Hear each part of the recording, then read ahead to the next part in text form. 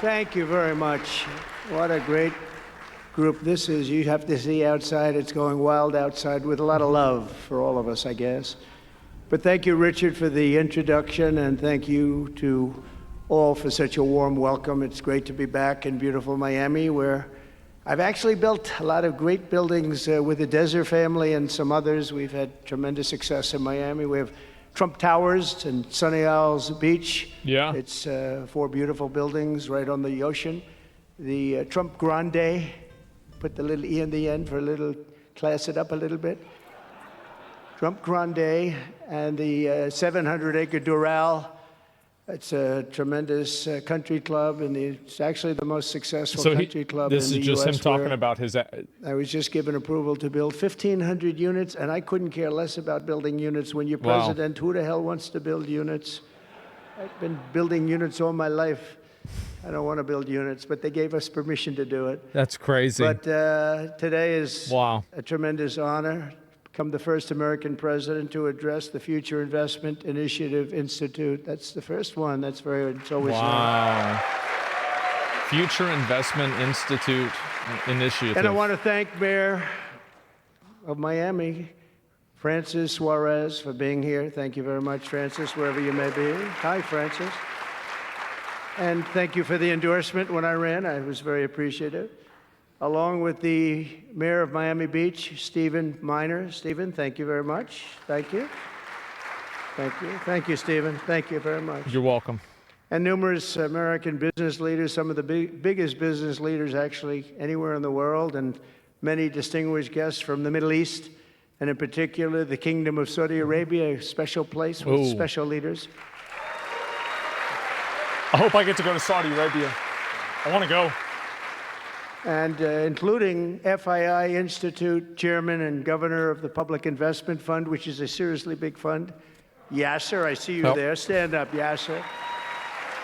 Everyone knows Yasser. Thank you. Go to Yemen? I'm an analyst. Great guy. Can't go to Yemen. Great person. Oil money? And finance. I don't know about that. Minister Mohammed, thank you very much. Thank you, Thank you very much. Good to see you again.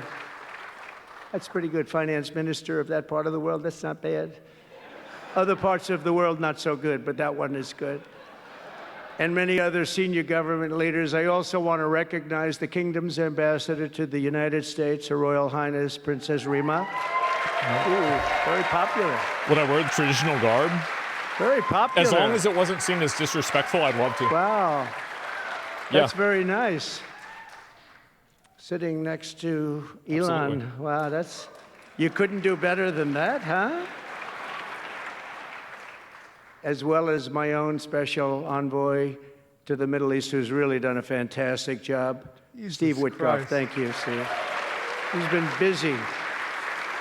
And Michael Waltz is here. Where is Michael? Michael's been so busy. They've been going back and forth and back. And a woman who is just voted the most powerful woman anywhere in the world. No, I'm going to go with Princess Rima, but she was voted the most powerful woman anywhere in the world, Susie Wiles. Thank you. Thank you. Most powerful woman. That's pretty good. We have to talk to you about that, Susie. It's pretty good. And also, we all know Jared Kushner, a very special guy. Thank you, Jared. Thank you, Jared. And Elon Musk. He's been making a little news lately, hasn't he, though? Very positive news. Stand up, Elon. He's a great guy. They just recently had another kid. We did a little show last night. I heard they got very good ratings, too, by the way. We did. Hannity. Sean Hannity was fantastic, a fantastic man, a fantastic guy, and he did a show. And it was great being on the show with you last night. What? I come today with a simple message for business leaders from all across the nation and all around the world. If you want to build the future, push boundaries, unleash breakthroughs, transform industries, and make a fortune, because you want to make a fortune. Most of you have already made a fortune. I don't want to say that. There's no better place on earth than the current and future United States of America under a certain president named Donald J. Trump. I think that you're going to do very well. They're saying that November 5th, Election Day, 2024 will go down as one of the most important days in the history of our country. They said in 129 years, the most consequential election. I don't know if they're right about that or not, but it sounds good. I wanted to see if I could get a couple of more years tacked on, but I figured the fight wasn't really worth it. 129 is a lot. And as of January 20th, 2025, the dark days of high taxes, crushing regulations, rampant inflation, flagrant corruption, government weaponization. Oh, I know about weaponization. And total incompetence will be gone forever. 34 felonies. Will be gone forever. Because the United States is back and open for business, and the golden age of America has officially begun. You see it happening. Since my election, America's economic engines have come roaring back to life in just a very short period of time. Think of it, from November 5th, the progress that's been made has been amazing. The NASDAQ is up nearly 10% in just a few months. Wow. And that's a lot. Wow. The Dow Jones Industrial Average is up 2,200 points, and Bitcoin has set multiple all-time record highs because everyone knows that I'm committed to making America the crypto capital. We want to stay. Is it good? We want to stay at the forefront of everything, and one of them is crypto, and Miami seems to be the center of the action, come to think of it, and maybe it'll stay there. Business optimism skyrocketed 42 points. Think of that in a single month, the most in history by far. Wow. That's the biggest increase in history by not even close. The ISM index of manufacturing activity surged into positive territory for the first time in many years. Amazing. And it was just announced, this is an interesting one, I didn't realize it was that bad for so long, but it was just announced by one of the nation's most historically accurate and respected pollsters, Rasmussen, that the number of Americans who believe our country is on the right track now exceeds those who think it's heading in the wrong direction for the first time in 20 years. Can you believe that? 20 years. That's crazy. And this is really a seismic not a surprise, 27-point swing from just before the election. That's nobody's ever seen anything like that one, yes, sir. Nobody's seen it. That's a big one. The best and most successful business leaders on earth are now racing to invest in the United States. Since November, DeMac has announced plans to invest $40 billion in the U.S., creating at least 10,000 jobs. SoftBank has announced investments of between $100 and $200 billion, creating at least 100,000 American jobs. Oracle and OpenAI and SoftBank are now collectively committing $500 billion to keep the United States on the cutting edge of artificial intelligence. Oh, that's Stargate. So many more. I mean, so many companies that want to come to the White House and have a little news conference all the time. Scam Altman. Why don't you just announce it? But they want to come, and I'll do that. I don't mind doing that. That's a good one. Elon should start using that. 10 billion or more, I'm there. Yeah. 10 billion or more. But on his recent visit to the White House, the Prime Minister of Japan announced he anticipates Japanese investment in the United States of well over $1 trillion. Damn. We're working on an Alaska pipeline already, which is the closest point to Asia. And as you know, the ANWR, which we've started, Ronald Reagan couldn't get it approved. Nobody could get it approved for so many years. Couldn't get it approved. I got it approved. Actually, I got it approved twice. I got it approved, and Biden ended it. That was a shocker, but we just got it approved again, and we're going to be. Wow! It's probably the largest deposit maybe anywhere in the world, just by itself. It's they say of similar size. I bet he probably could have gotten it approved 3 times if he had to. But all of this is only happening because of the world-changing results of the 2024 election. We won the House. We won the Senate, the White House, and the Electoral College, and the popular vote in a landslide. We also won all 7 swing states, and all 50 states shifted in the Republican direction for the first time ever. So every state, every single state of the 50 states shifted That's Republican. Crazy, by the way. It's never happened before. This is insane. Either way, it's never happened. And 85% of counties voted for Trump. Think of that. So you have 2,600 counties versus 525. 2,600. Think of that. That's why When you look at the election map after it was all done, the certified map, the whole thing was red. What does this have to do with anything? 2,600 versus 500. How long? How long are we going to go on about this? Big nobody's seen anything like it, actually. Nobody. So as a result of this very historic victory, investors from all over the planet once again have confidence in America's future and respect for America's leaders. And it's about time we get a little respect. The last administration was the worst and most incompetent in the history of our country, but we are moving quickly to fix every single disaster Joe Biden created and make America stronger and more prosperous than ever before. That's good. That's good. We want America good. Our first and most urgent mission is to remove the criminals that Biden allowed into our country with the ridiculous and very dangerous that was the ASMR open video. borders policy. They came from all over the world. They came from prisons and jails. They came from mental institutions and insane asylums. They were gang members. They were drug lords. They came from all over, and they were allowed to come into our country. And we're getting them out in record levels, just like they came in record levels. I want to thank Tom Homan and Christie, who was... It's not a record. You got to hire Obama back. Bring Obama back. He'll take care of it. And Tom Homan, you know, and they are doing a fantastic job. And the results are incredible. And every country is taking them back. They're sending their criminals to us, and they're all taking them back. We had a little problem with a couple of them that ended very quickly. And because some said, we don't really want MS-13 back in our country. But I said, congratulations, you're taking them back. MS-13, those are like and by the way, bad Europe guys. and other places ought to start also doing that. They better start looking at immigration, because it's really hurting Europe very, very badly. And they better get smart, and they better get tough before it's too late. We're also working to end the highest inflation in our country's history, all caused because they played with our energy policy and wasted money on the Green New Scam and other things such as that. And they wasted monies at never seen before levels.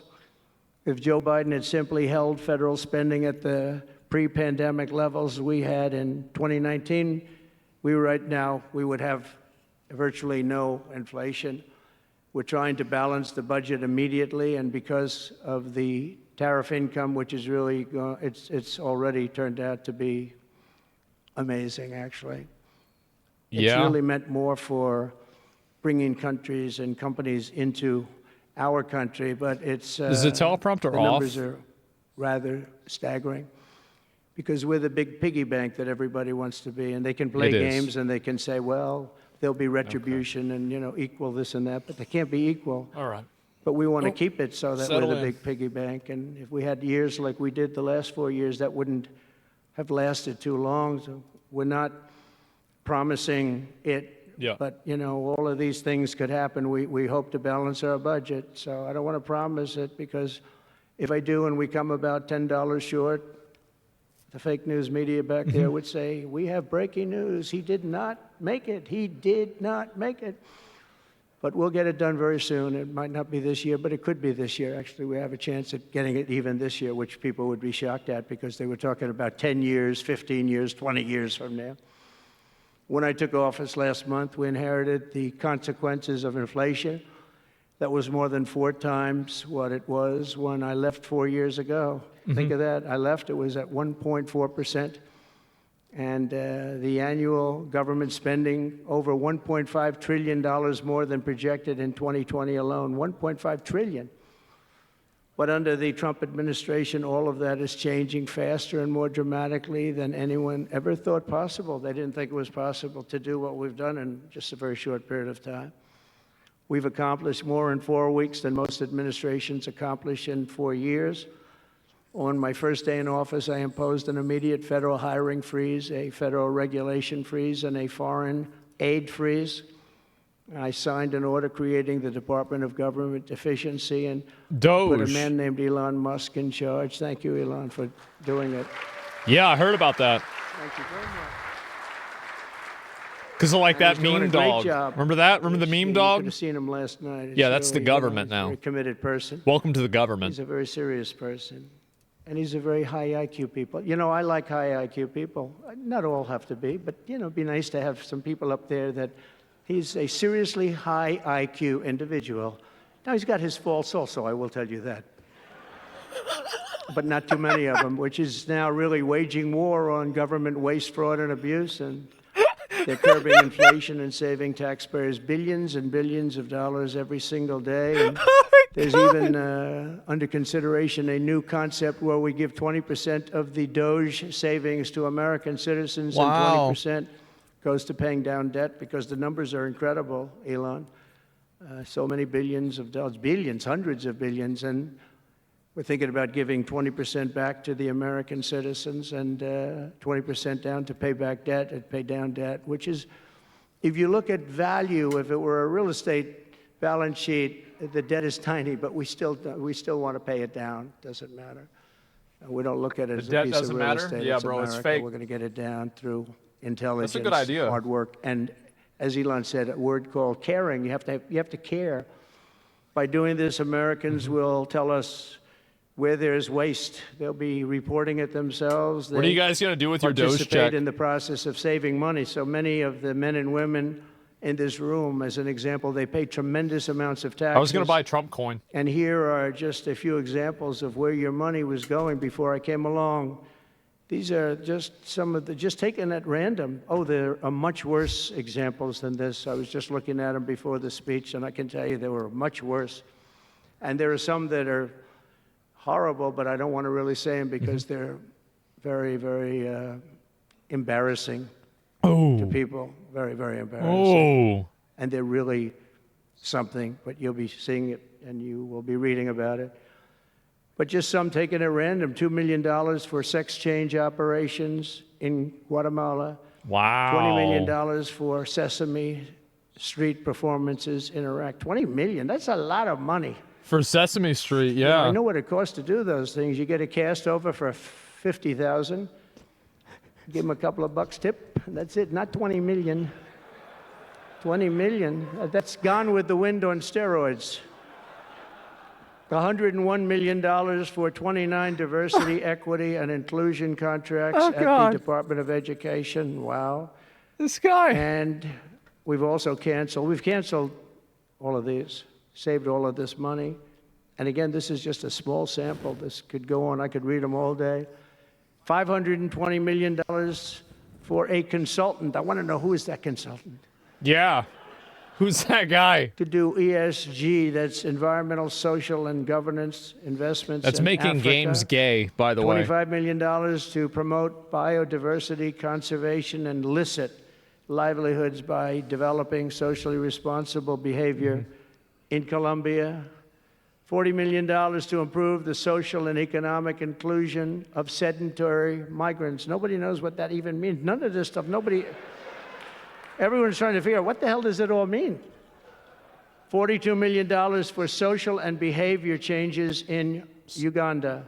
Did it work? 40 million's a lot of newspaper ads in Uganda. Did it work? $70 million Are they for different now? research of evidence-based solutions for development challenges. No? $10 million for Mozambique medical male circumcision. What? 10 million for dick snipping? What is that? What does that mean? $2.3 million for strengthening independent voices in Cambodia. $14 million for improving public procurement in Serbia. Man. $486 million. You're just making up numbers, by the way? To the Consortium for Elections and Political Process Strengthening, including $22 million for inclusive, participatory political process in I think Trump Moldova, should grow a beard. And $21 million for voter turnout in India. What do we need to spend $21 million for voter turnout in India? Can you imagine how badass that'd be? Wow, $21 million. I guess they were trying to get somebody else elected. Well, we ought to tell the Indian government, because when we hear that Russia spent about $2 in our country, it was a big deal, right? They took some internet ads for $2,000. This is a total breakthrough. $21 million for India elections. $29 million Did you remember to hashtag strengthen not my president? the political landscape. You guys remember that? Bangladesh.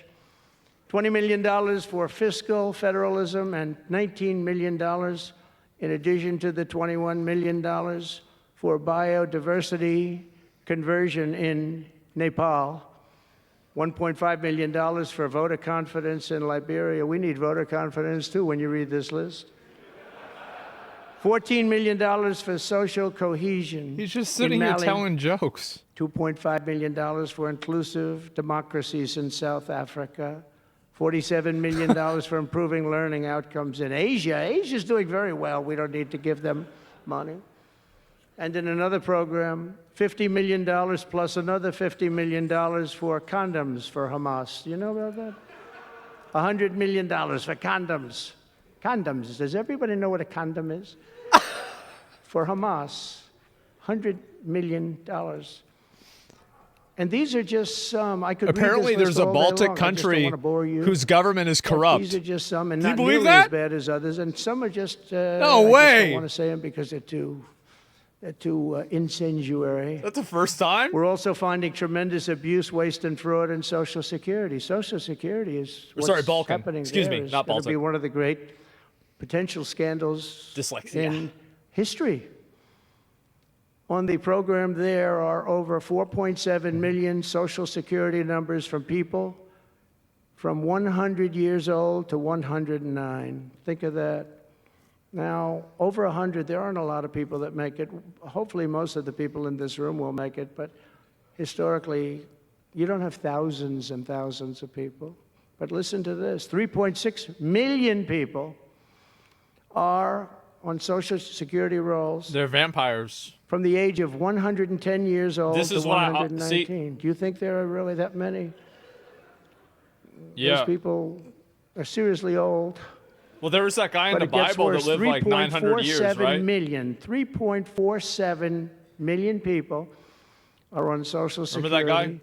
From the age of 120 years old to 129 years old. 3.9 million people Noah? Methuselah? are on the age of Social Security from 130 years old to 139 years old.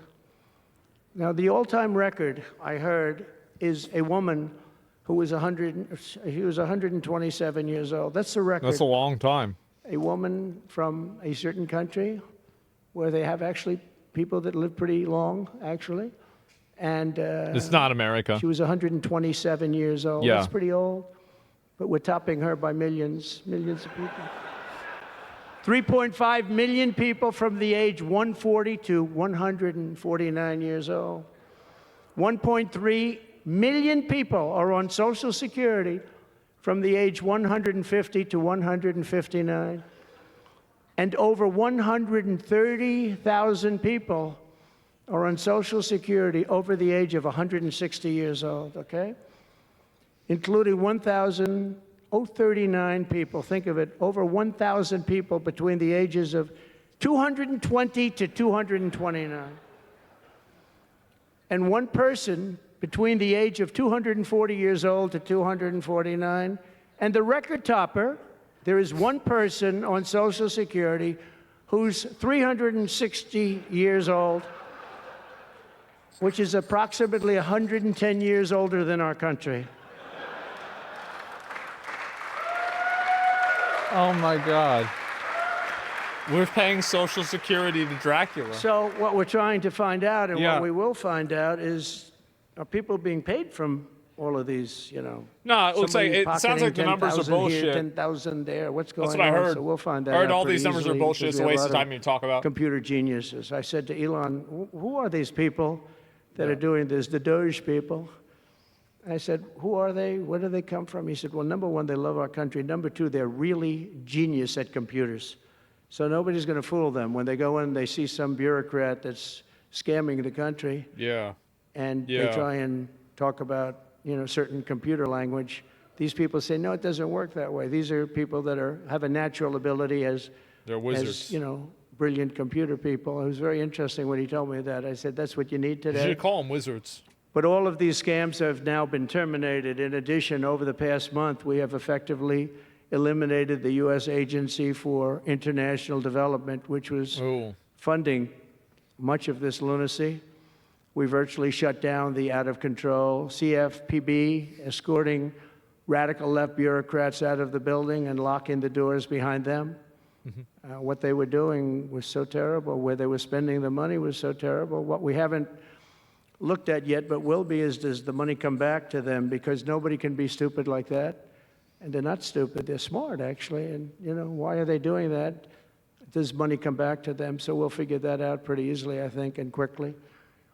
But I've ended all of the so-called diversity, equity, and inclusion programs across the entire federal government and private sector, and notified every single government DEI officer that their jobs have been deleted. They're all deleted.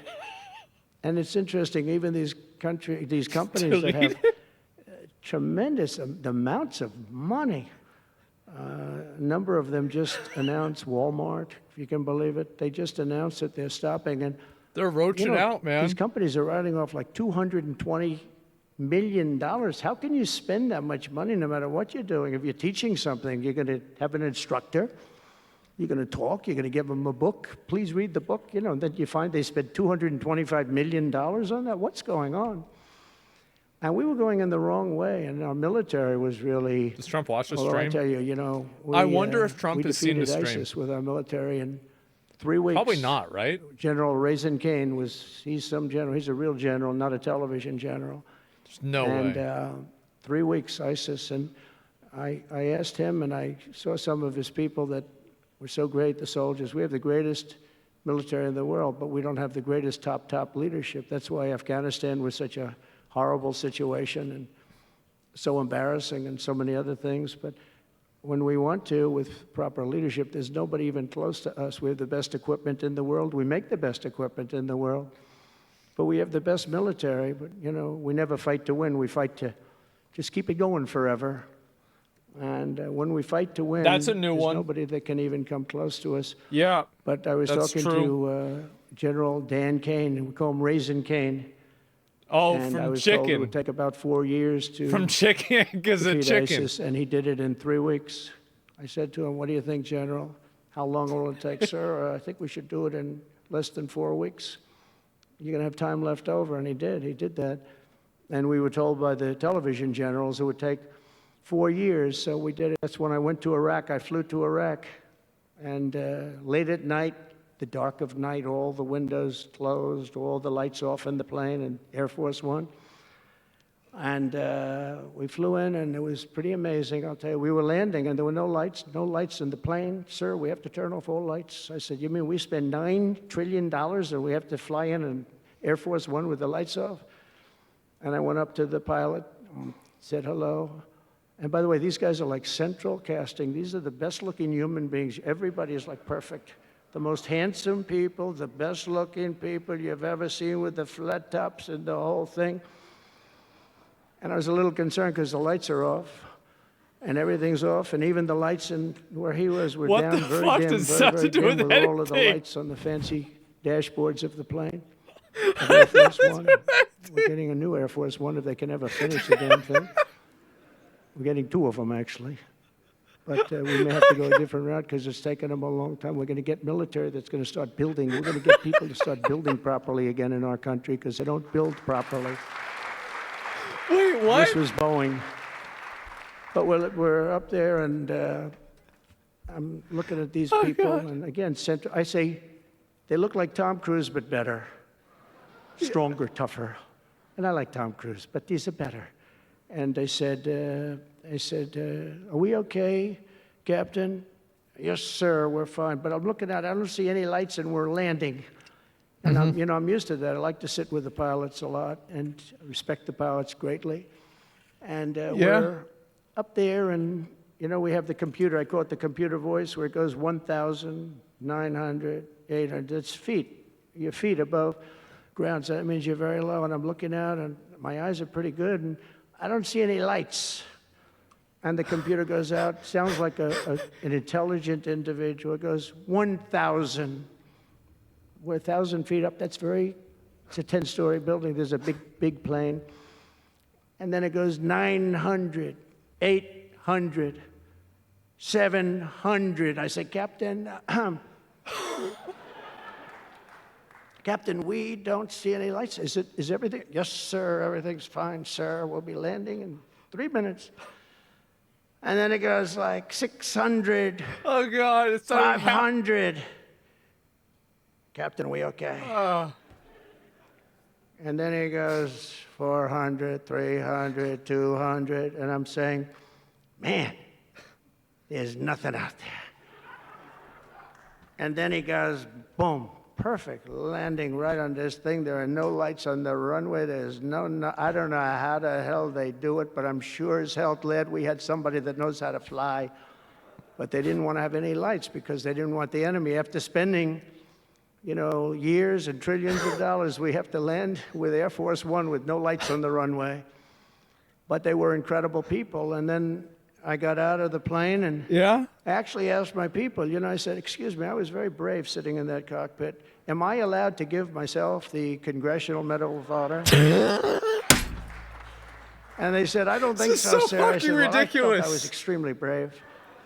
But now here's the problem with saying a story like that when you kid.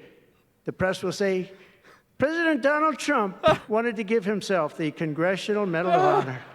Headlines, headlines all over, the fake news. We call it the fake news, but we're all wise to them.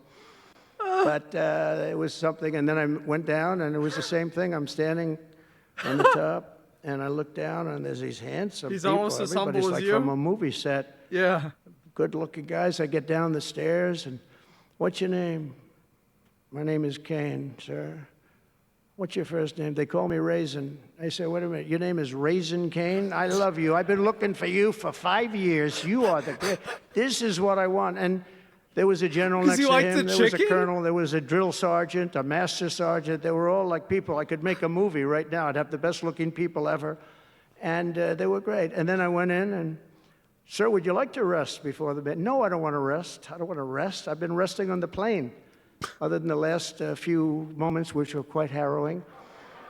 And I said, I don't want to rest. He was thinking about Biden in advance, Biden would have gone there. He would have rested for days.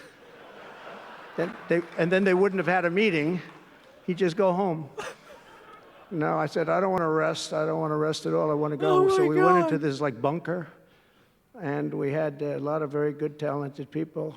And that's when I asked him. I said, I'm hearing it's going to take a long time. No, that's not right, sir. It's not going to take a long time. We'll have it done in 4 weeks. I said, how can you say 4 weeks when in Washington they said 4 years? He said, 4 weeks, sir. We'll hit them left. We'll hit them right. We'll hit them up the center. We'll hit them underground and overground. We'll knock the hell out of them, sir. And I said, why is it that they said so long? He said, because they wouldn't let us fight. Can you imagine if I actually did do the podcast they want us to with fight them? for this, from this airport. We're very, very far away, sir. It'd be like and they 7 want us to fight hours. here. We have many substations out, sub-airports, they call them, remote airports, where they build them in the sand, and we have many of them, and I'd use them all, sir. And I would hit them so hard from so many different directions. I said, well, what do you think? He said, you just let me know. And I called him back, and I said, go ahead and do it. Are you sure you can do this, General? I said, yes, sir. And he did it actually in 3 weeks. It was over 100% of people that are really hurting the Middle East, hurting the world. And it was done. And I'm telling you, we have the greatest military in the world. Wow. But you have to use the right people. But there's nothing like what they were able to do in that case and in other cases, wherever I gave them something, it was done incredibly well and many of the instances because it's been well reported. But we've also required, and we have a country that's a great country. It's a strong country, but it's a country that's just now gaining its respect back to the levels that it should have never lost. We were being laughed at by the entire world, but we're not being laughed at anymore. But we've also required that all federal employees must once again show up to work. It's a new phenomena, since COVID. Show up to work in person like the rest of us. So, it doesn't work when you don't show up. And I see companies now are all going back to it. They're all going back. It's great. I watch some of the big business leaders saying, we absolutely are going back. You can't work at home. They're not working. Damn, guys. Playing tennis, they're playing golf, or they have other jobs. But they're not working, or they're certainly not working hard. You could never build a company or a country with that. So we have a very strong policy, and if they don't show up to work, they get fired. And we're trying to make our government smaller but much stronger. And we have tremendous bureaucracy, but it's happening. A lot of people are leaving, and in some cases leaving with pretty good offers. You know, you're paid 7 or 8 months and go out, find a job. But some of these people had jobs. They were actually working for us, but they also had other jobs. And those people, in theory, they have problems. I don't know if we're going to do anything about that. Yeah, we have who other knows? things to do, but they were working other jobs instead of working for us. So they were staying home working, but they were working other jobs, getting paid a lot of money, perhaps. Oh, yeah. We offered deferred resignation buyouts to all federal workers, resulting in more than 75,000 bureaucrats voluntarily surrendering their taxpayer-funded jobs. A lot of them are leaving because they don't want to be caught having the second job. Some are leaving because they didn't want to be in government any longer. And some are leaving because they didn't want to show up to work. They wanted to work outside of an office. And that's never going to work for anybody, including companies. Companies ought to get smart. You watch these companies where they do that. They start going bad. Nobody knows what's wrong with this company. Well, try getting the people back into the office where they can be cohesive and together. In less than a single month, the Department of Government Efficiency has already saved over this is just a short period of time, $55 billion. That's a lot of money. And we're just getting started. That's nothing compared to the numbers. $55 billion. Right? We're ending trillions of dollars in waste, and it'll mean much lower inflation, lower interest rates, lower payments on mortgages, credit cards, car loans, and much higher stock markets. I think the stock market's going to be great. In other words, we will rapidly grow our economy by dramatically shrinking the federal government, and we have to do it. I'm also taking fast action to end the radical left's nation-wrecking crusade against oil and natural gas. Over the past 4 years, the Biden administration cut the number of new oil leases and gas leases by 95%. They slowed new pipeline. I mean, look at Dakota Access, they wanted that one knocked out. The Keystone Pipeline, they wanted that one knocked out. They ended the Keystone. We got the Dakota Access done, but it wasn't easy after they tried to stop it.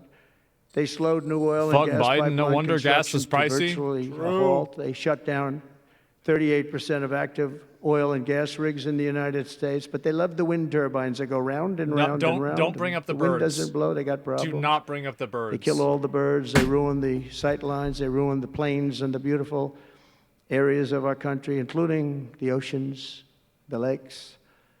They closed more than 50 power plants, all causing energy prices to skyrocket. You saw that happen. That's what caused inflation. I've played MMOs all my life. I know boss mechanics. These policies were so destructive that despite draining nearly 40% of U.S. strategic petroleum reserve meant for emergencies, it was meant for emergencies. It wasn't meant for getting a price of gasoline down so that you can win an election. It didn't work for winning the election. Actually, there's so many people are driving that it's a very small number. It just had a very small effect, but in the meantime, it takes it down. We'll fill it up fast, but it's at the lowest level. When we made the transition, it was at the lowest level in history ever recorded. It's the lowest level. Nobody's ever seen it that way. They put it all out because they thought they could keep gasoline prices down a little bit, just go past the election, and after that, they didn't care.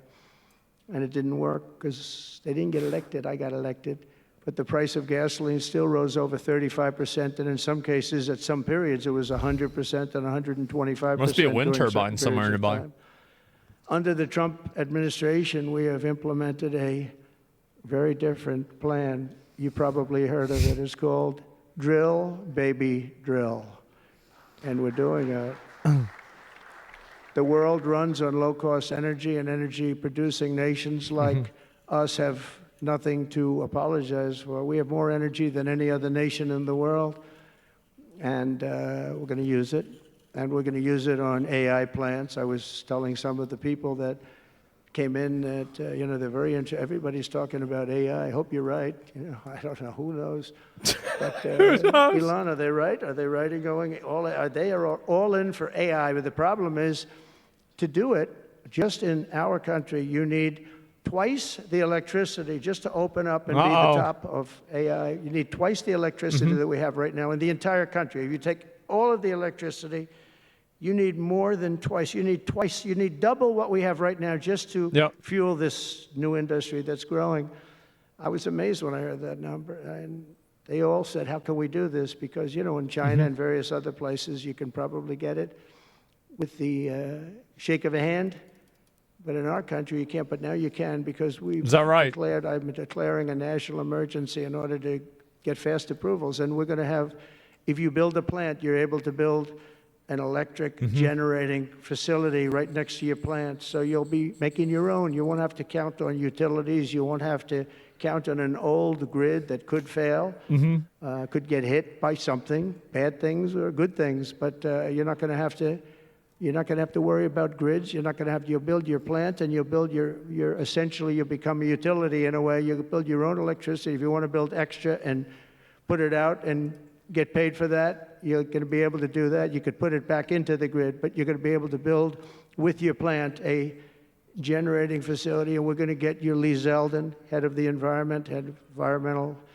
The environmental group, various groups, and we've got them unified now, but we're going to get you very fast approvals, and they'll be approved so fast your head will spin, and we're going to get that whole industry started, and we're going to be the head of it. We're leading right now. We have the greatest brain power. We're leading right now, and I expect that we're going to be leading by a lot, but we're going to get you the energy very, very quickly. That would be the one thing that everybody was concerned. How do we have that much electricity when Los Angeles has blackouts and brownouts right now, and there's a lack of electricity, but we're going to get it at levels never seen before. I ended the ridiculous Green New Scam, halting tens of billions of dollars of wasteful deficit spending, and I withdrew the United States from the unfair one-sided Paris Climate Accord, and I ended Joe Biden's insane electric vehicle mandate because it was just insane.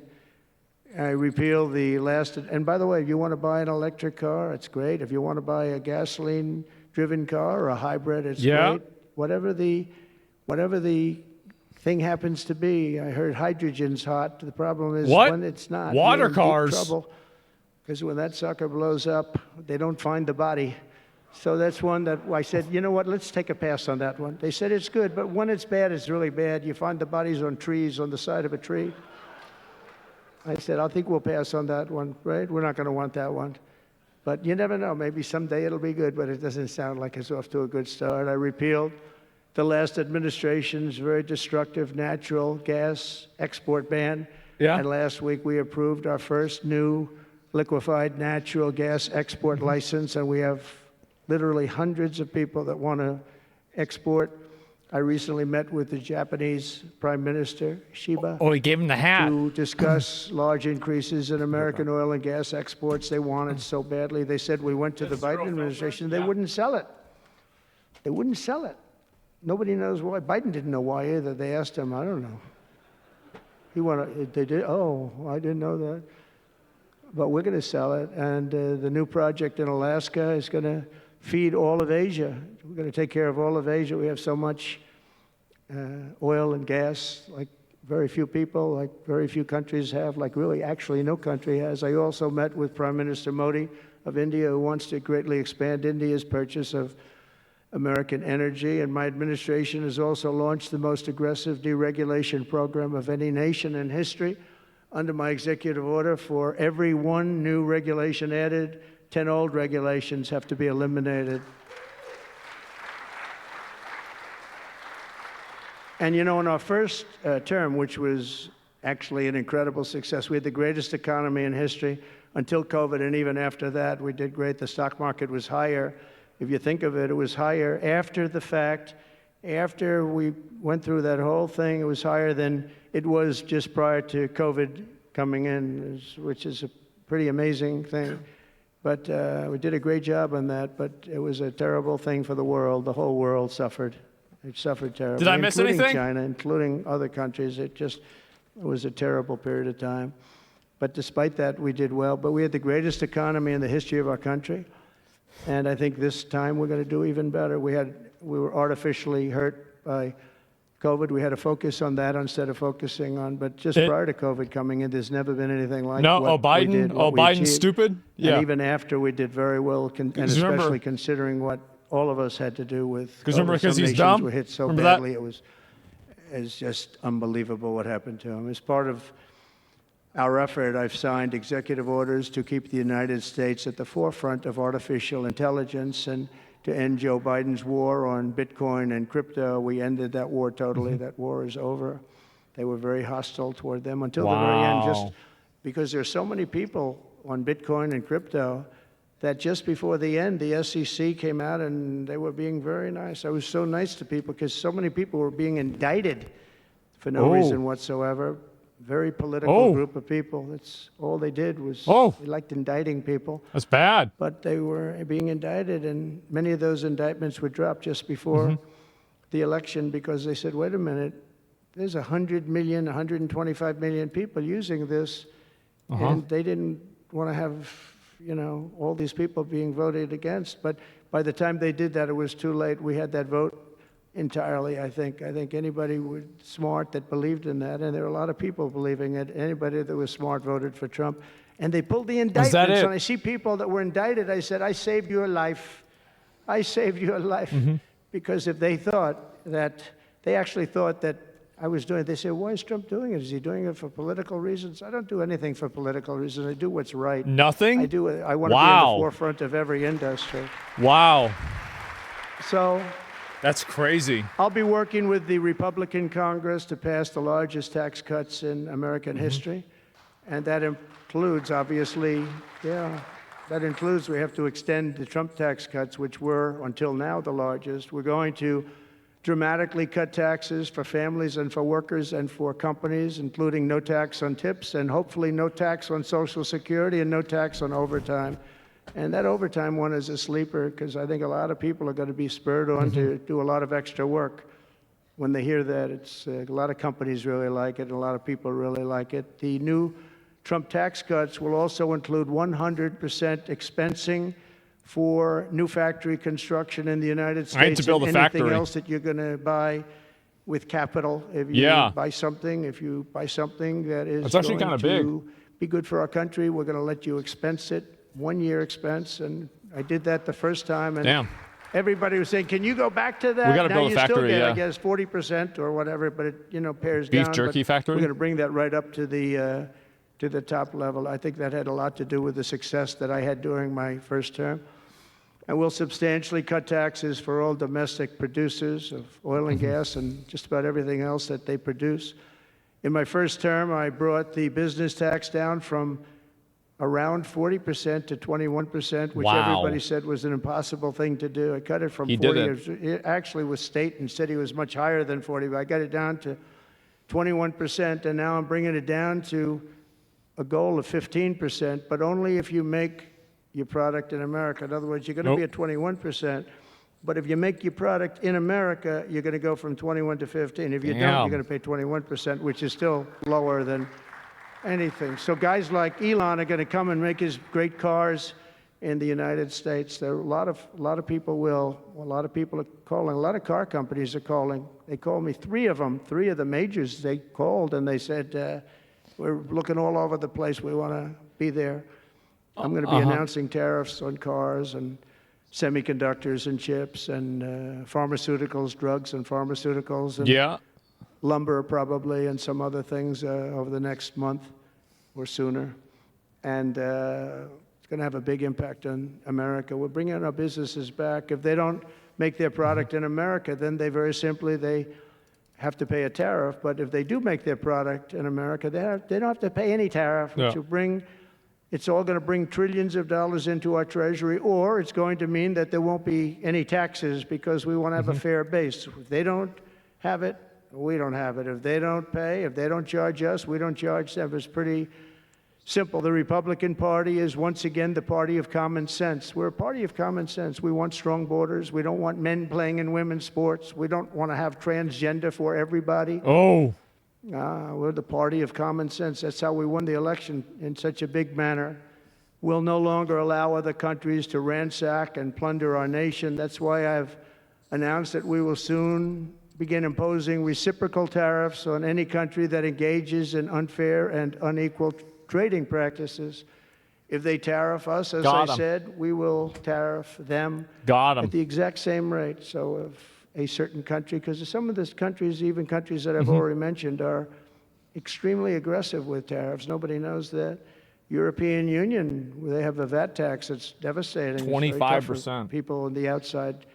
Hard to sell cars, really impossible to sell them because they also have non-monetary tariffs that are very, very tough. But if you take a look at that, it's a very unfair situation. And the VAT tax is similar to the tariff.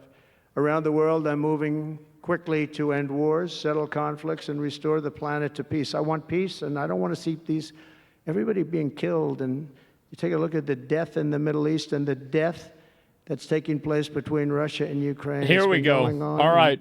We're going to end it. There's no profit for anyone in having World War III, and you're not so far away from it. I'll tell you right now. Uh-oh. You're not so far That's away. bad. If we would have had this real administration bad. for another year, you would have been in World War III, and now it's not going to happen. Well, In the Middle East, I've Great. restored my policy of maximum pressure on Iran, designed to bring peace. That's a relief. Yeah. And we've designated the Houthis a terrorist organization. They're, destroying shipping lanes They're all from over One the Piece. place. They're making it very hard for people to get their product delivered. They're making it very difficult, but we'll take care of that situation. And we've secured a ceasefire in Gaza, and we're bringing in the hostages, and we're bringing them home to their families. Some of them are in pretty bad shape, I have to tell you. To end the horrible war in Ukraine, I've spoken with President Putin and President Zelensky, and our teams began negotiations this week in Saudi Arabia. I want to thank Saudi Arabia for that. That was so great. Oh, wow. Yeah. W Saudi Arabia. And I want to thank... Why does the guy have a red suit? In particular, I mean, we have so many of the people, Yasser, Mohammed, all of the people, but in particular, we have to thank Crown Prince Mohammed bin Salman for hosting these historic talks. And That guy's a talks that gamer. went very, very well. Steve was there. Steve Witkoff was there, and Michael was there. Michael Waltz and His anime others, profile and they picture is really like an went well. anime It's a girl or big- something. It's a big step. I'm not We're even gonna get that kidding. war over with. You have to see the Actually people is. that are dying. I look at the pictures, the satellite pictures of the field. It's a level loves Dota. field. And it looks like a modern-day version of Gettysburg, and you know what that means. It is just carnage. It's horrible. And, it's not American soldiers. It's not even soldiers from the Middle East in the case of Ukraine, Russia, but it's people. It's young people from Russia and Ukraine mostly that are just being decimated. It's flat MVS fields. is a bigger gamer than And a fraud bullet Elon. goes, and a bullet only stops when it hits somebody. And the level of people being What if killed it hits in a that tree? battle, soldiers, young soldiers, in some cases old soldiers, because they're running out of people. They're running out of soldiers, one case. But think of it, a modestly successful comedian, President Zelensky, talked the United States of America into Here we go. spending $350 billion to go into a Here war we that go. basically couldn't be won, that never had to start and never would have started if I was president, not even a chance. And it didn't start for 4 years, Nope. never would have started. But a war that he, without the U.S. and Trump, will never be able to settle. They'll never settle that war without our involvement. That's why they did such a great job this weekend. That's why Saudi Arabia did such a great job this weekend in hosting. The United States has spent $200 billion more than Europe, and Europe's money is guaranteed. They get their money back. It's a form of a loan. Nobody knows that. I know that. I said, why isn't somebody saying, we do it the same way? And we spent much more money. We have to equalize. But while the United States gets nothing back, so they get their money back. It's a loan. We just give our money. And we had a deal based on This is where we're rare going to earth steal and all their things, money. but, Yeah, they broke that deal. all their rocks. But they broke it 2 days ago. We had a deal because... So we get I all said, the rocks. We're spending $350 billion, and That's right. All the Europe gets shiny their rocks. money back in the form of a loan, and we don't. We're just giving the money hand over fist. That's the Biden administration for you. But they're no longer dealing They can with the keep the same ones that aren't United shiny. States as they were dealing with a few months ago. Why didn't crooked Joe Biden demand equalization, and that this war is far more important to Europe than it is to us, and that there's a very big, beautiful ocean, a separation. Uh-oh. This is, we're helping Europe. We're This trying is to a help lie? Europe. No. On top of this, Zelensky admits that half of He the would money never. that we sent them is missing. They don't know where the money is. He said, well, we don't know where half of it is. That's great, wonderful. He refuses to have elections. It's low in the real Ukrainian polls. I mean, how can you be high with every city is being demolished? It's hard to be high. Somebody said, oh, no, his polls are good. Give me a break. Every city is being demolished. They look like a demolition site, every single one of them. And the only thing he was really good at was playing Joe Biden like a fiddle. He played him like a fiddle. That's an expression we use, Yasser, to say that he's pretty easy, pretty easy. A dictator without elections. Zelensky better move fast or he's not going to have a country left. Got to move fast because that war is going in the wrong direction. In the meantime, we're successfully negotiating an end to the war with Russia.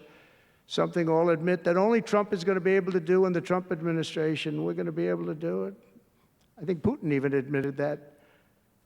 Biden never tried. Europe has failed to bring peace, and Zelensky probably wants to, maybe he wants to keep the gravy train going. I don't know what's the problem, but he hasn't been able. He's very upset. Jesus. That he wasn't invited. He could have come if he wanted to, but that he wasn't invited to Saudi Arabia. But he's been working for 3 years. There's never been even meetings or phone calls to stop this war. It's a horrible thing. I figure Russia's lost 900,000 soldiers. I think that Ukraine's lost probably 700,000. Damn. It's a terrible thing. You'll see bodies and body parts all over the field, all over. We see them very accurately through satellites. I love Ukraine, but Zelensky has done a terrible job. His country is shattered, and millions of people have unnecessarily died. And you can't bring a war to an end if you don't talk to both sides. You got to talk. They haven't been talking for 3 years. So we hope to see a ceasefire soon and to reestablish stability in Europe. Thank you very much. And as I've said before, it's my hope that my greatest legacy will be as a peacemaker and a unifier. That would be a great legacy. We get the so rocks in conclusion, the golden age of America is upon us, and I'm inviting everyone here today and every citizen across our land to take part in the most extraordinary period of peace, prosperity, growth, innovation, wealth creation, and expansion the world has ever seen. We're on our way. I mean, everyone's talking about us. 3 weeks. We're in there for a couple of days more than 3 weeks. And everyone's talking about it. You have to see the crowds of people outside. It's pretty amazing what's happening. We're on the verge of soaring markets, surging incomes, booming production, groundbreaking technologies, thrilling discoveries, and a quantum leap in the quality of life. Absolutely a quantum leap. One day, very soon, our country will have the greatest economy in the history of the world because we once again have a president who puts America first, and we put America first, and your country should put your country first. But in the end, we want America first, and when it's all beautiful, which it's going to be pretty soon, we want to help other countries, and you want to help other countries. But you know, I tell your leaders, and some of the leaders are in this room right now, you got to put your country first. Whether it's Saudi Arabia, whether it's something else, you got to put your country first. But we're going to have plenty left over to help others also. As long as you invest in America, build in America, and hire in America, that means that I'm fighting for you. I am fighting very hard for you. Together, we're going to make the United States of America bigger, better, bolder, richer, and greater than ever before. It's going to be stronger than ever before. We're going to be a peacemaker and a peacekeeper. We're going to stop people from these stupid, never-ending wars. We're not going to partake in them ourselves, but we'll be stronger and more powerful than anybody by far. And if it ever came to war, there is nobody that will be able to come close to us. But we don't think that's going to ever happen. So I want to thank you all very much. It's a great honor to be here. And I think somebody said they're going to ask questions. And I didn't say, gee, what are the questions like Biden does? I say, oh, here we go. This is the good part. You ask a question and I give an answer. This is the question Richard, you're part. You're going to come up and you're going to give me some questions. Thank you very much. I'm going to be honest. Thank you. Thank you very much, Mr. President. Please, a round of applause for the President of the United States of America. Thank you. Oh.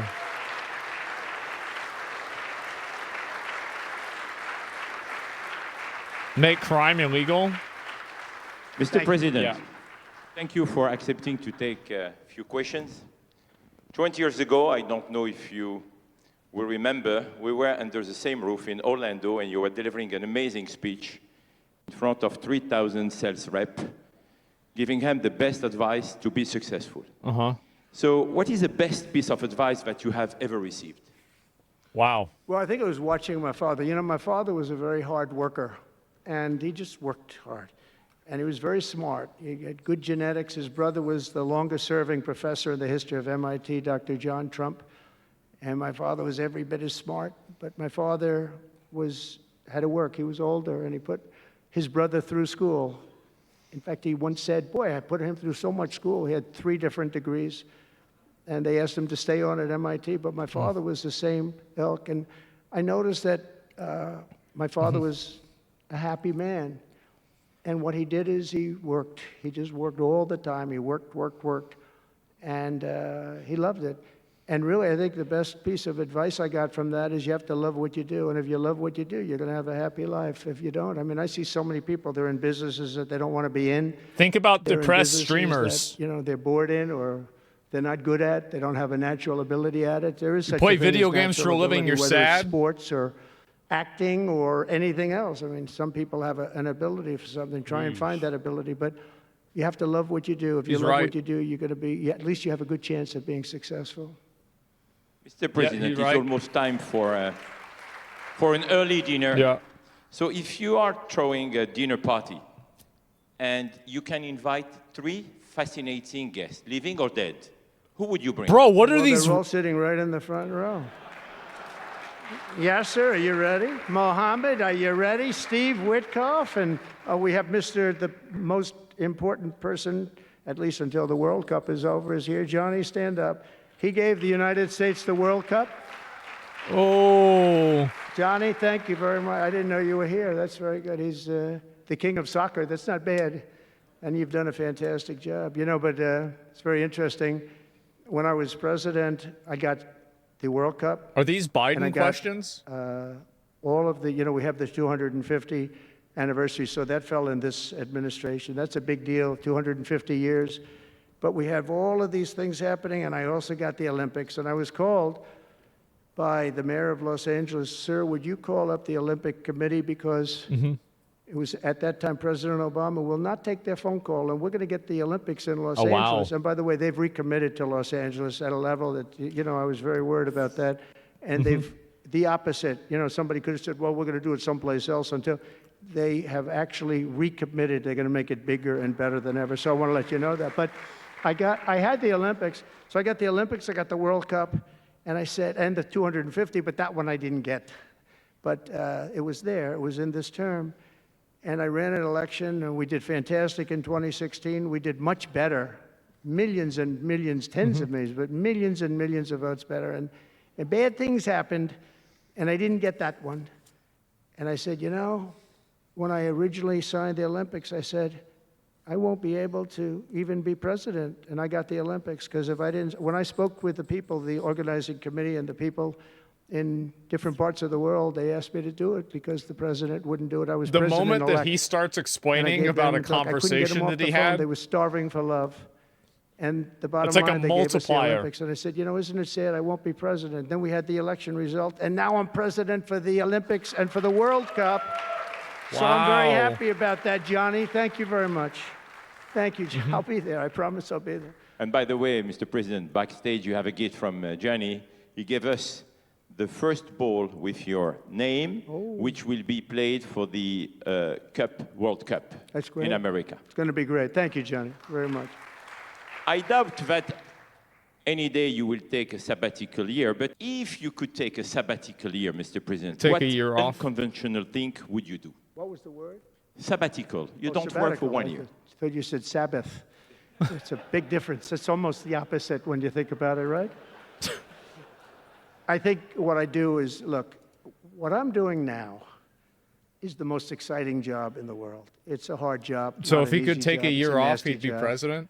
It could be a lot easier with, you know, I think that the news media has to straighten themselves out, because people are getting it. You know, they're losing tremendous popularity, and they've lost their prestige, and they've lost their credibility. Uh-oh. And I think it's a very important thing, the news media, but I think they have to straighten themselves out because the people are going around them now. They have so many different things with like Elon with X, which was a big thing, and we have Truth, which has been fantastic, and we have so many other things that you don't really need traditional. But I will tell you that there is just nothing I could do to enjoy my life, whether it's that or anything else that you'd ask, because this is the ultimate. I mean, I had to make a big decision, and it was a very risky decision, because if I would have lost, my life would have been a much different life. It would have been a very nasty life. You would have been in jail. They were going after me at levels that nobody's ever seen before. Not Andrew Jackson, not Abraham Lincoln. You know, the historians say that the president that was treated the worst by far by the media and overall was Andrew Jackson. Ooh. In fact, his wife died of heartbreak. They were treated really rough. And Abraham Lincoln was second, but he had a civil war. I think they did treat Abraham Lincoln bad. But nobody was treated like me. Because, nobody. Remember, because of what happened? You learn a lot about yourself. Yeah. But there's nothing I'd rather do. I had to make a decision. Do I do this? Because if I lost, it would have been very, very bad. It was dangerous, actually, very dangerous in so many different ways. They got shot, yeah. And I decided to do it. And I said, I have to win, because if I don't, when I spoke to a friend of mine the other night, he said, you know, if you lost, it would have been it was actually Sean Hannity just before we did the interview last night. He said, boy, if you would have lost, you would have had a tough life. You would have had a very tough life. So it was, there was a certain amount of courage involved in this decision to run. And it's a great honor to win by this much, to win all 7 swing states, the popular vote. Popular vote doesn't get won that much by Republicans for whatever reason. I think that's changing. Because, again, we're the party of common sense, and they're the party of some real bad things. And I think they'll change. I think they have to change. It would be wonderful. I'm going to be having lunch with some of the Democrats next week. He's going to help them out. It would be wonderful if we could work together. I think working together would be great. But they have to change. You can't get elected on the programs that they want. And that's really what America wants to see. So there's nothing I'd rather do than what I'm doing right now. When we started this conference, Mr. President, Yasser and I, His Royal Highness the Crown Prince told us, I want that to be the place where people will come to understand it's a lot of DEI. Where to invest in terms of geographies and sector. So what is the best investment you have made in your personal growth, Mr. President? Well, I was involved in real estate from, most of my life, and was, guys like Witkoff will tell you I was really good at it. And I was successful at it, very successful at it. I've been involved in things prior to being president, but during the last 4 years, I followed sort of the trends, and I've made a lot of money with following some of these trends. And, it's, again, it's something that you do. I really believe that some people have instinct. I think I've always had an instinct for making money. I make money. And I went into show business. I had one of the most successful shows on television. I wrote books, and they were all bestsellers. Virtually every book was a big bestseller, some really big bestsellers. And so I don't know. It's whatever I do, I just want to make it successful. It's very important to me. There are many ways to make money. You can be in many different fields. And a lot of them is being in the right country. If you're in a certain country, our country is actually getting very bad, a very dangerous place, actually. Bad things were happening. But if you're in a certain country, you have a chance to do well. And no matter how good you are, if you were born into the wrong country, you're not going to make money. Now, you can do other things. You can attain power, I guess. Maybe it's the wrong kind of power, but it's power. But being in the right country, where you have the right incentives and, entrepreneurship, et cetera, and America has always been sort of at the top, or one of the top, but always pretty much at the top. But it was losing that position, and I think losing it rapidly. This last administration, look, I don't want to be, I wish I could say, I wouldn't have run. If I thought Biden was doing a good job, if I thought I wouldn't have run. Because as I said, it was very dangerous to run in a lot of ways. In fact, my ear will show that when you look at it closely. My ear, I have that throbbing feeling every once in a while, but it was dangerous in a lot of different ways. Yeah, I would say so. He was so bad that I had no choice but to do it. If I thought he was doing a great job, I wouldn't have run, and I would be very happy. I actually wanted him to do a good job. I was saying, do this, Really? do that. I'm telling Wow. them, do things. They should have done what I said. That's so reasonable. And but I would have been very happy not to have run, and frankly, to have seen somebody do a good job. But Damn. our country was going to hell, and I really sort of had to run. If you were a historical ruler, would you prefer to rule during war or peace? Well, I want to be, again, a peacemaker, and I want to keep us out of war. But sometimes to do that, you have to have a very strong country. You have to have a very strong military. And as I said, we have a much stronger What are these questions? military What do you want to than hear about anyone. January We have the 6th best again? equipment. And I bought a lot You of it. want to hear about like, rebuilt our but military why in the if first 4 you years. the I rebuilt it. January We 6th? gave a lot of it away to Afghanistan, to the Taliban, stupidly, Actually, but that's yes. a very No, I small don't. amount relative. It was billions and We've heard billions, enough. but it's still a very small amount relatively to what we built. But I largely rebuilt our military. Now I'm going to have to do it again because so much has been given away, so much has been treated so badly. But to keep peace, you really have to. I have a thing, strength through, and I mean it. You really have it. Peace through you have strength. strength, and you need the strength. But it's really peace through strength because without the strength, it's going to be very hard to have peace because you're going to be taken over. Bad things are going to happen. So you really want to have peace through strength, and that's where I've done it. Having strength, having power in that sense to protect yourself and your people is a very important thing. Hopefully you don't have to use that power. I would tell you, I was dealing with President Putin very successfully on denuclearization. We were talking about it very seriously, and then COVID came and lots of things came, and we had also talked to China about it. Now, Russia and us have the biggest nuclear by far.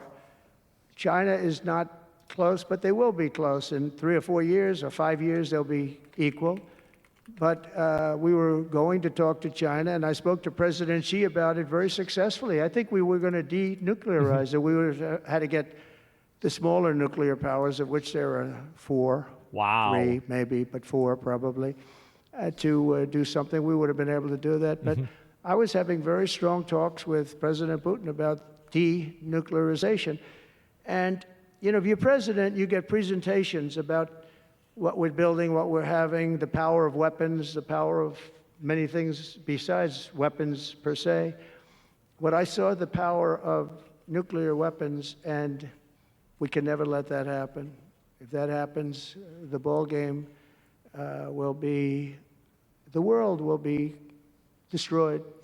The power is so enormous. That's bad. You look at Hiroshima, you look at Nagasaki, multiply that times 500 times, and the world would be destroyed. That's a lot. So you want somebody as your president, or you want somebody as your leader That's really understands bad. that we just can't let that happen. We can't let other countries get nuclear weapons.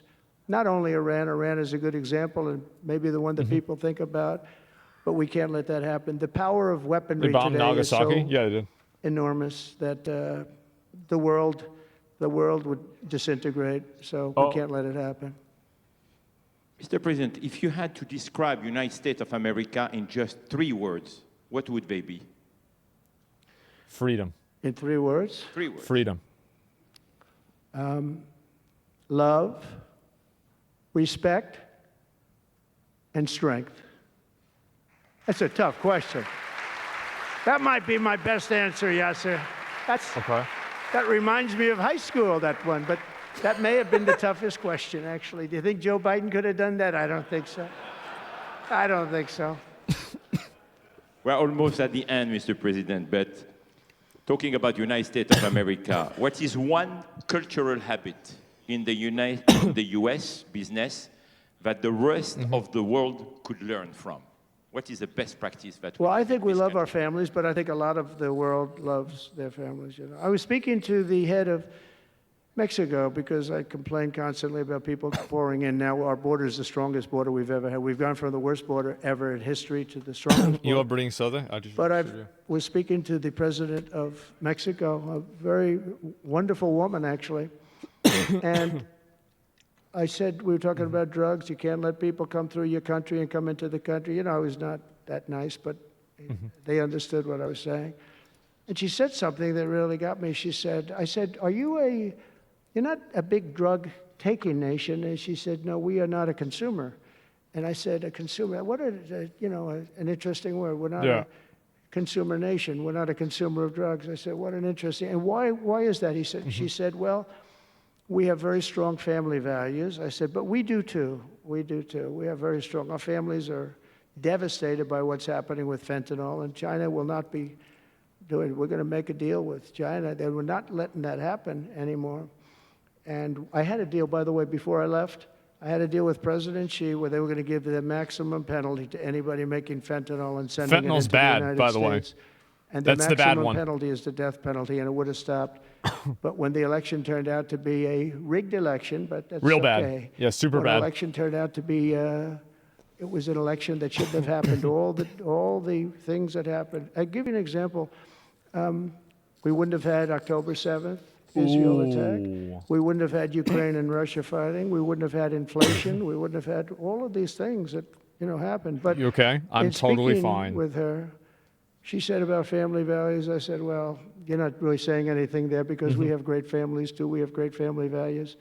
Yeah. She said, plus we advertise a lot. I said, ooh, you mean you advertise about how bad drugs are? Yes, we do. We spend a lot of money on advertising. And I said, unbelievable. That was such a great conversation because we're going to spend hundreds of millions of dollars advertising how bad drugs are so that kids don't use them, that they chew up your brain, they destroy your teeth, your skin, your everything. And I thanked her for that. I make so many calls and I never learn anything from anybody. I know everything and I never learn anything from anybody. And I spoke to this woman. As soon as she said it, she didn't have to say exactly what. I said, exactly. What a great idea. And I think we're going to have, and I saw pieces of it, we're going to go in with $100 million and then another $100 million initially.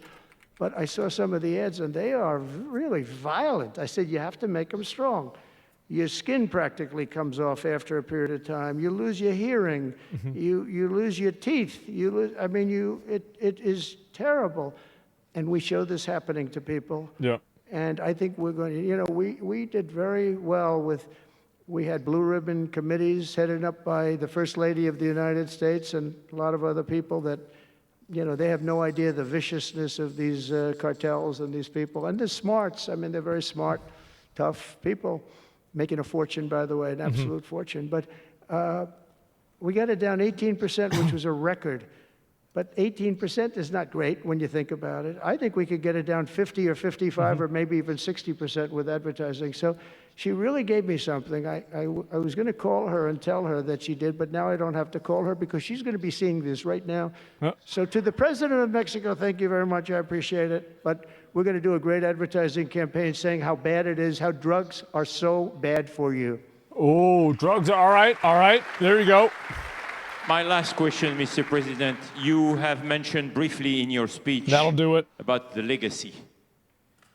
What would you like your legacy to be, if you can tell us more about it?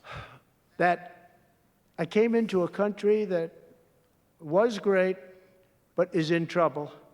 Yeah. And I made America great again, and I got it out of trouble. Wow. There it is. People respect America now. Okay. And we were a country of peace, and we brought peace to the rest of the world. Okay. All right, that's Thank good. you. Thank you very much, Mr. President. Thank you very much, everybody. Thank you. Wow.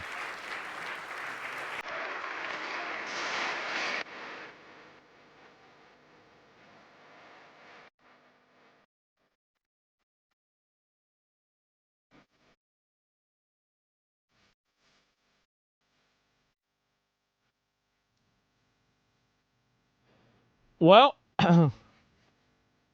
there it is. This is on the official White House channel. Yep.